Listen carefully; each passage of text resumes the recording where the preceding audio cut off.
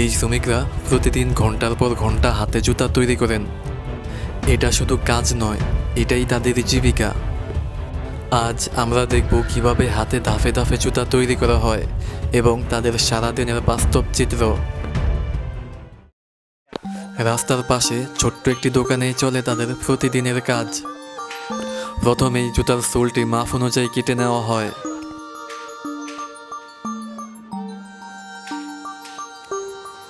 এরপর সোলের উপর আঠা লাগানো হয়। সোলের আরেকটা অংশতেও আঠা লাগানো হয়।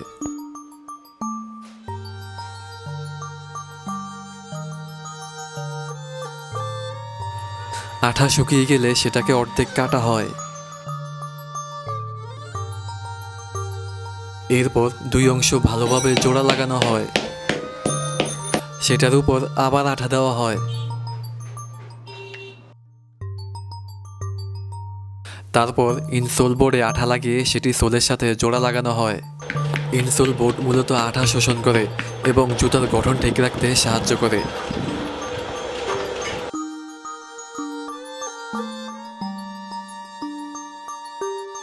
এবার ফিতা বসানোর জন্য মাপ অনুযায়ী কেটে নেওয়া হয়।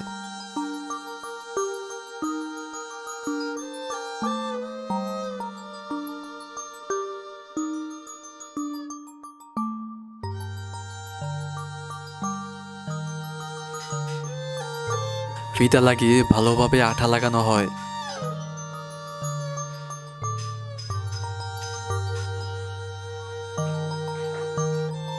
তারপর বাড়তি অংশ কেটে নেওয়া হয়।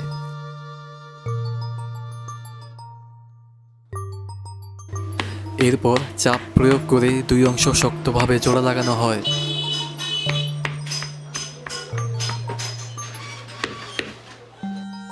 আঠা লাগানোর পর বাড়তি অংশ কেটে নেওয়া হয়।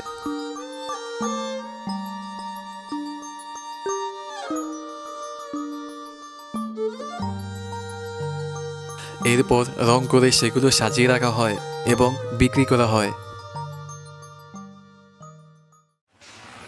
দোকান থেকে কিছুটা দূরে তাদের আলাদা একটি কক্ষ রয়েছে।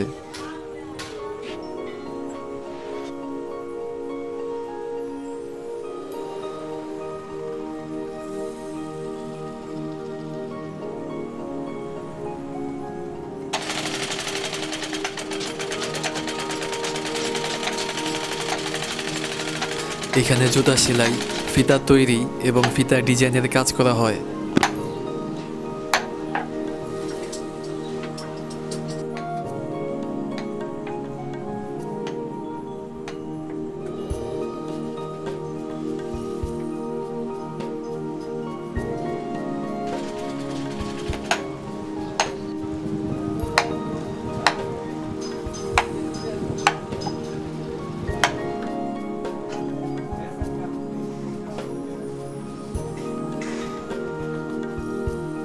উনি মূলত এখানকার মালিক এবং নিজেও শ্রমিকদের সঙ্গে কাজ করেন।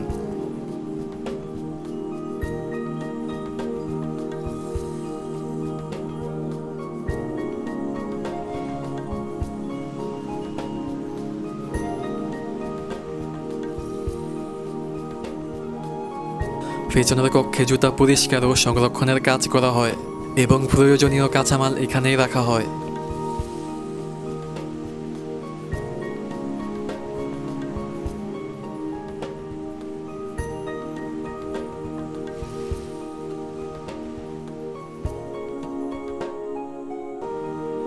সত্যি বলতে এই কাজটি ভীষণ একঘেয়ে। সবসময় বসে বসে নিখুঁতভাবে করতে হয় এবং এই কাজে খুবই ধৈর্যের প্রয়োজন আছে। এখানে একটি টেমপ্লেট ব্যবহার করে জুতার সাইজ মাপা হয়।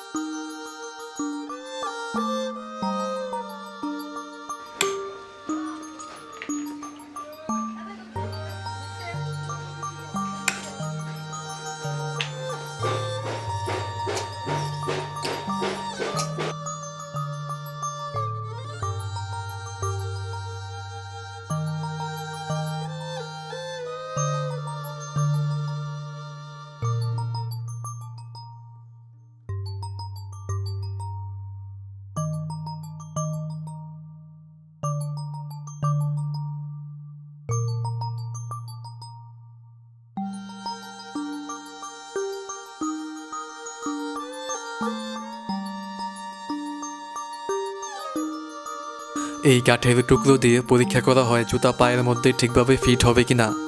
এটি একদম মানুষের পায়ের মতোই তৈরি।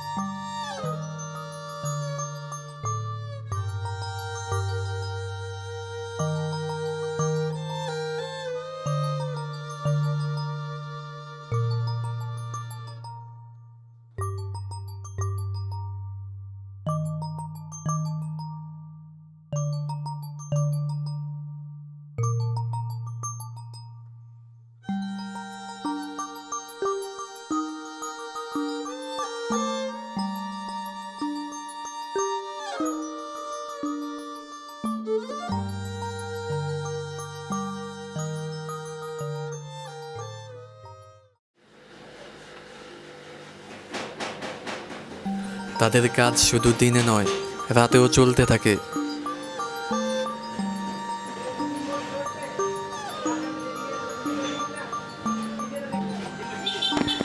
এই যন্ত্রের মাধ্যমে জুতায় লোগো বসানো হয়।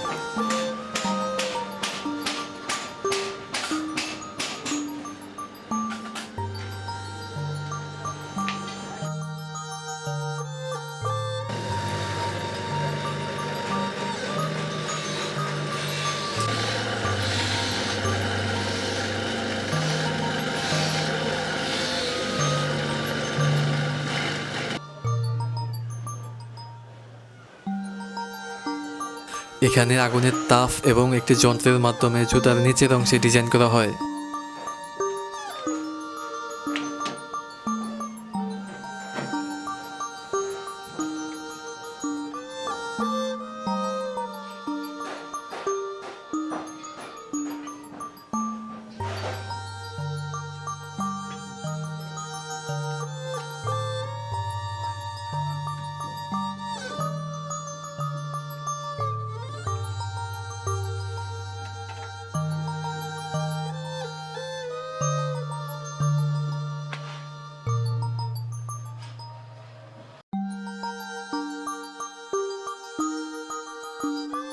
এখানে বেশিরভাগ কাজ আঠা দিয়ে করা হয়, তাই ফ্যান সব সময় বন্ধ রাখা হয়, ফলে গরমের মধ্যেই সবাই কাজ চালিয়ে যান।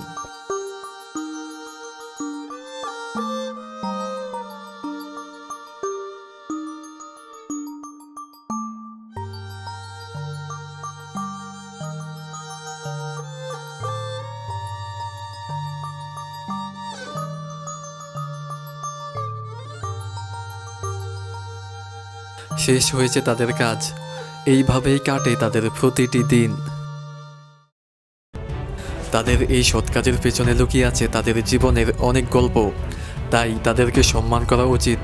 কেননা একজন মানুষ যতক্ষণ পর্যন্ত সৎভাবে জীবিকা নির্বাহ করবে, ততক্ষণ পর্যন্ত সে সম্মান পাওয়ার যোগ্য। ভিডিও পছন্দ হলে ভিডিওতে লাইক এবং সাবস্ক্রাইব করো। আজকের জন্য এটুকুই। আল্লাহ হাফেজ।